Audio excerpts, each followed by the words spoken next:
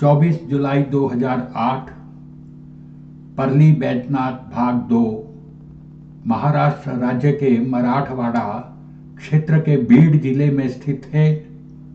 धार्मिक नगर परली बैजनाथ और यहाँ पर स्थित है भगवान शिव का सुप्रसिद्ध ज्योतिर्लिंग मंदिर, जिसमें विराजते हैं भगवान वैद्यनाथ, जो कि द्वादश ज्योतिर्लिंग स्तोत्र के अनुसार भगवान शिव के 12 ज्योतिर्लिंगों में से एक है। हालांकि जैसे मैंने ऊपर बताया कि इस ज्योतिर्लिंग के स्थान के बारे में लोगों के बीच मतभेद है तथा बहुत से लोग मानते हैं कि यह ज्योतिर्लिंग झारखंड के देवघर में वैद्यनाथ धाम मंदिर में स्थित है। फिर भी भक्तों का एक बड़ा वर्ग मानता है कि वैद्यनाथ ज्योतिर्लिंग परली में ही है।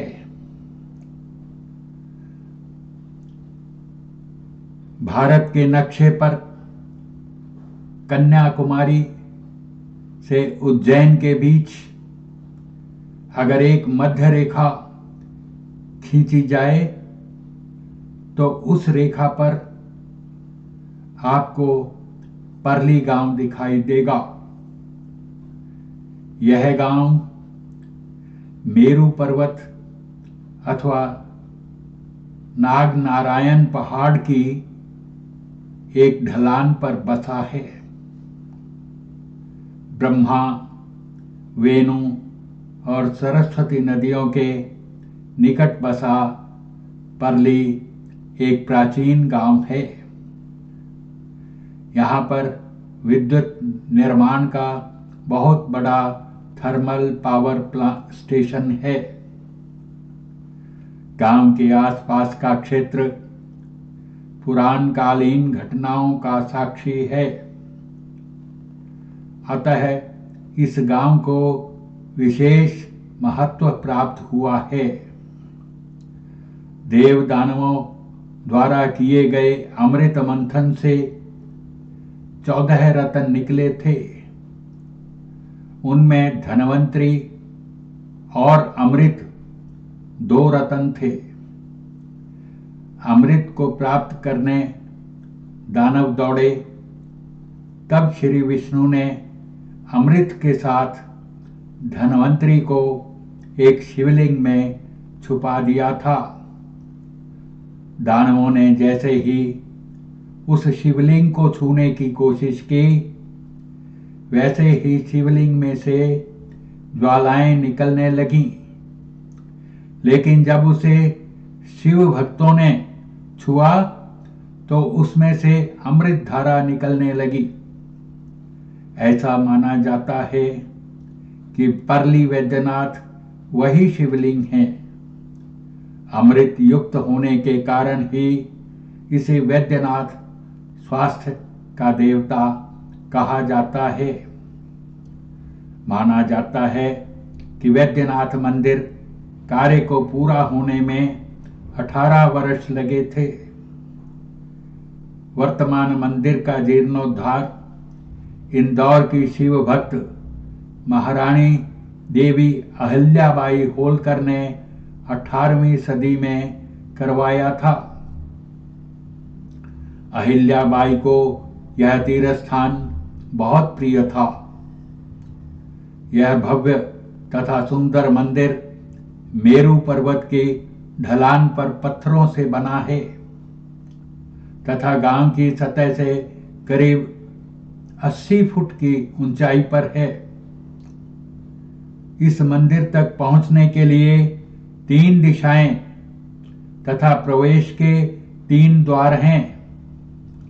यह मंदिर गांव के बाहरी इलाके में स्थित है तथा बस स्टैंड एवं रेलवे स्टेशन से 1 किलोमीटर की दूरी पर है। इस मंदिर के शिल्प के विषय में एक रोचक कहानी है। महारानी अहिल्याबाई होलकर, जिन्होंने इस मंदिर का जीर्णोद्धार करवाया, उन्हें इस मंदिर के निर्माण के लिए अपनी पसंद का पत्थर प्राप्त करने में बड़ी कठिनाई हो रही थी। अंततः उन्हें अपने स्वप्न में इस पत्थर की जानकारी मिली तथा उन्हें आश्चर्य हुआ कि जिस पत्थर के लिए परेशान हो रही थी वह परली नगर के समीप ही स्थित त्रिशाला देवी पर्वत पर उपलब्ध है। मंदिर के चारों ओर मजबूत दीवारें हैं। मंदिर परिसर के अंदर विशाल बरामदा तथा सभा मंडप है। यह सभा मंडप साल की मजबूत लकड़ी से निर्मित है तथा यह बिना किसी सहारे के खड़ा है। मंदिर के बाहर ऊंचा दीप स्तंभ है तथा दीप स्तंभ से लगी हुई है पुण्यात्मा देवी अहिल्याबाई की नयनाभिराम प्रतिमा। मंदिर के महाद्वार के पास एक मीनार है जिसे प्राची या गवाक्ष कहते हैं। इनकी दिशा साधना के कारण मंदिर में चैत्र और अश्विन माह में एक विशेष दिन को सूर्योदय के समय सूर्य की किरणें श्री वैद्यनाथ ज्योतिर्लिंग पर पड़ती हैं। मंदिर में जाने के लिए काफी चौड़ाई लिए एक सारी मजबूत सीढ़ियां हैं जिन्हें घाट कहते हैं।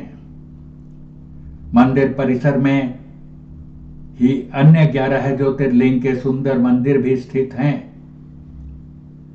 मंदिर में प्रवेश पूर्व की ओर से तथा निकास उत्तर की ओर से है। यह एकमात्र स्थान है जहां नारद जी का मंदिर भी है। ज्योतिर्लिंग मंदिर के पहले ही शनिदेव तथा आदि शंकराचार्य के मंदिर भी हैं। इस मंदिर में गर्भगृह तथा सभागृह एक ही भूस्तर पर स्थित होने के कारण सभा मंडप से ही वैद्यनाथ ज्योतिर्लिंग के दर्शन हो जाते हैं। शिवलिंग एकदम काले शालिग्राम पत्थर से निर्मित है। गर्भगृह में चारों दिशाओं में एक एक अखंड ज्योत दीप हमेशा जलते रहते हैं। ज्योतिर्लिंग जलाधारी सहित को क्षरण से बचाने के लिए हर समय एक चांदी के आवरण से ढक कर रखा जाता है। सिर्फ दोपहर में 2 से 3 बजे के बीच श्रृंगार के लिए ही आवरण हटाया जाता है। अतः भक्तों को आवरण से ज्योतिर्लिंग के दर्शन पूजन करके संतुष्टि करनी पड़ती है। ज्योतिर्लिंग के ठीक ऊपर 5 मध्यम आकार के चांदी के गोमुख लटकते रहते हैं जो कि भगवान वैद्यनाथ का अभिषेक करने में प्रयुक्त होते हैं। यहाँ पर भी मंदिर ट्रस्ट के नियमों के अंतर्गत 151 से लेकर 251 रुपए के बीच दक्षिणा देकर पंचामृत से ज्योतिर्लिंग का रुद्राभिषेक किया जा सकता है, लेकिन चांदी के आवरण के साथ ही। गर्भगृह मध्यम आकार का है तथा एक साथ 18 से 20 लोग पूजन अभिषेक कर सकते हैं। सभा मंडप में गर्भगृह के ठीक सामने लेकिन थोड़ी दूरी पर एक ही जगह पर एक साथ 3 अलग अलग आकार के पीली आभा लिए पित्तल के नंदी विराजमान हैं, जहां से ज्योतिर्लिंग के स्पष्ट दर्शन होते हैं। गर्भगृह के प्रवेश द्वार के समीप ही माता पार्वती का मंदिर भी है। जब सभी लोग दर्शन कर वापिस आ गए तब सभी रेलवे स्टेशन की ओर चले। रास्ते में एक एटीएम से मैंने कुछ पैसे निकलवाए। हालांकि वर्षा हो रही थी मौसम सुहाना था, बहुत अच्छा लग रहा था। 8 बजे रेलवे स्टेशन पर आकर नाश्ता किया। आज नाश्ते में ब्रेड पकौड़ा और इमली का सॉस था।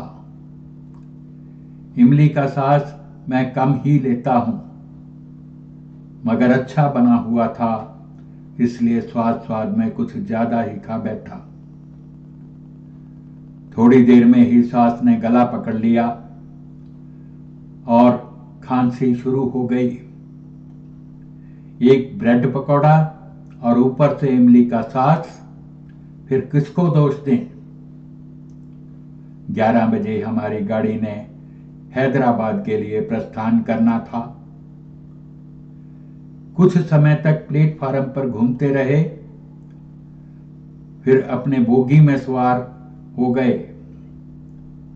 इस लंबे सफर में कभी कभी जब गाड़ी काफी समय तक प्लेटफार्म पर ठहरती है, तब सैर करने का अवसर मिल जाता है। आज हमें यह अवसर मिल ही गया और उसका आनंद भी लिया। एकादश दिन भाग 2 समाप्त।